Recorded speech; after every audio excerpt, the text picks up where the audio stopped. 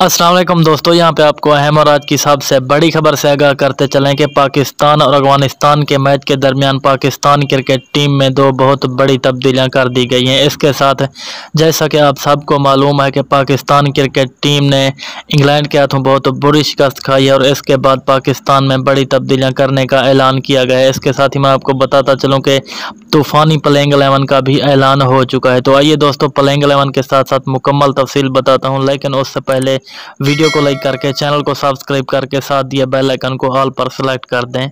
जी हाँ ख़वातीन और हज़रात, जैसा कि आप सबको मालूम है कि आज के मैच में जो वार्म अप मैच खेला गया इंग्लैंड के खिलाफ, उसमें पाकिस्तान को शिकस्त हुई है। तो इस मैच में शिकस्त की बड़ी वजह यह है कि बाबर आजम भी नहीं खेल रहे थे और मोहम्मद रिजवान भी नहीं खेल रहे थे। इसके साथ फ़खर जमान भी नहीं खेल रहे थे।